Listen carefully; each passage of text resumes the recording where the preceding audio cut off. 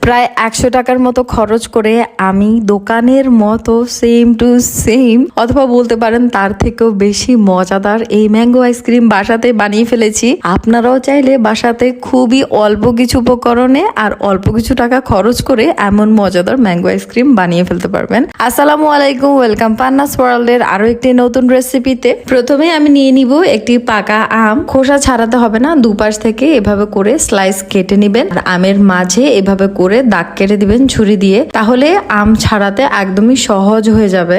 এবার সম্পূর্ণ আমগুলোকে আমরা খোসা থেকে আস্তে আস্তে করে ছাড়িয়ে নিব।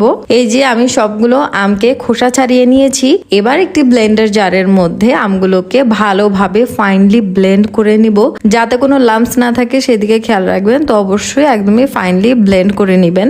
এই যে দেখতে পাচ্ছেন কতটা ফাইনলি ব্লেন্ড হয়ে গিয়েছে। এখানে আমি সম্পূর্ণ একটা আমি ব্লেন্ড করেছি। এখানে আমি 1 কাপ হুইপ ক্রিম নিয়েছি, এটার দাম পড়েছিল 250 টাকা। এখানে প্রায় 4 কাপের মতো হুইপ ক্রিম থাকে, তো আমি এখান থেকে 1 কাপ ব্যবহার করছি। এই হুইপ ক্রিমটা ডিপ ফ্রিজেই রাখতে হয়। দেখতে পাচ্ছেন এখানে কিন্তু একটু দলা পাকানো ছিল বরফের। এটা ঠান্ডা ঠান্ডা বিট করে নিলে খুব দ্রুতই ফোম তৈরি হয়ে যায়। আমি এটা ততক্ষণ পর্যন্ত বিট করে নিব যতক্ষণ পর্যন্ত এটা ঘন না হয়ে যাচ্ছে। এটা যখন ঘন হয়ে আসবে তখন এক পর্যায়ে এখানে অ্যাড করে দিব 1/4 কাপ চিনি। এই ক্রিমটার মধ্যে অলরেডি একটু মিষ্টি ছিল, তার জন্য আমি চিনি বেশি একটা ব্যবহার করছি না। আর আপনারা যদি আরো বেশি মিষ্টি খেতে পছন্দ করেন তাহলে আপনারা চিনির পরিমাণটা আরো বাড়িয়ে দিতে পারবেন। হুইপ ক্রিমটা যখন সম্পূর্ণ থিক হয়ে যাবে তখন এতে অ্যাড করে দিব আমরা যে আম ব্লেন্ড করে রেখেছিলাম সেই আমের পিউরি। সামান্য অরেঞ্জ ফুড কালার এখানে ব্যবহার করছি, যাতে একদম দোকানের মতো সেম টু সেম আইসক্রিমের কালারটা আসে সেই জন্য। এইবার সবকিছু একসাথে ভালোভাবে বিটার মেশিন দিয়ে বিট করে নিবেন, যাতে কালারগুলো ম্যাচ করে। যদি কালার ম্যাচ নাও করে, আশেপাশে একটু সাদা থেকে গেলেও সমস্যা নেই। এবার একটা এয়ারটাইট বক্স নিয়ে নিয়েছি আমি। নর্মাল যে আইসক্রিমের বক্স সেগুলো নিতে পারবেন, সমস্যা নেই। তো আমি এইখানের মধ্যে যে আমাদের আইসক্রিমের মিক্সচারটা আছে সেটা ভালোভাবে সবকিছু দিয়ে একটু স্প্যাচুলা দিয়ে সমান করে নিচ্ছি। যেহেতু এটা একটা ম্যাঙ্গো আইসক্রিম, তাই আমি উপর থেকে আমের কিছু কিউব কেটে দিয়ে দিলাম আর দিয়ে দিচ্ছি সামান্য কিছু কাঠবাদামের কুচি।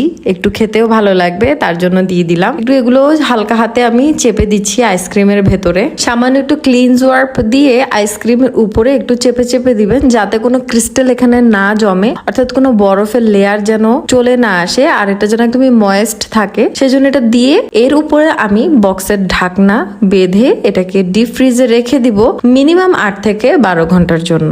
ওভারনাইট ফ্রিজে রেখে আমি এখন নামিয়ে নিয়েছি। এবার ক্লিনজ ওয়ার্পটা উঠিয়ে দেখি সামান্য হালকা হালকা জলীয় বাষ্প ছিল, মেবি সেগুলোই জমে গিয়েছে, কিন্তু সমস্যা নেই। বরফগুলোকে ছাড়িয়ে আমি ক্লিনজ ওয়ার্প সরিয়ে নিলাম। মাশাআল্লাহ, আইসক্রিম কিন্তু খুব সুন্দরভাবে সেট হয়ে গিয়েছে। সম্পূর্ণ আইসক্রিমটিকে আমি একটি প্লেটের মধ্যে আনমোল্ড করে নিলাম আর দেখতেই পাচ্ছেন আইসক্রিমটা কতটা সফট হয়েছে। আপনারা বাসায় যখন বানাবেন তখনই খেয়ে বুঝতে পারবেন যে এই সফটনেস কতটা পারফেক্ট ছিল।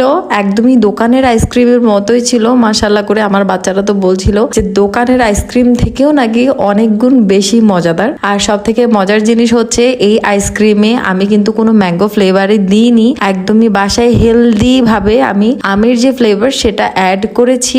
বাজার থেকে 300 টাকা খরচ করেও আপনি এমন মজাদার আর হেলদি আইসক্রিম তো মোটেও পাবেন না। আর আমি জাস্ট 100 টাকার মতোই হয়তো খরচ করেছি সর্বোচ্চ এই আইসক্রিম বানাতে। এই আইসক্রিমটি বানানো যেমন সহজ তেমনি সাশ্রয়ী। অবশ্যই বাসায় রেসিপিটি ট্রাই করবেন। আর রেসিপিটি যদি ভালো লেগে থাকে, do subscribe and follow me. আসসালামু আলাইকুম।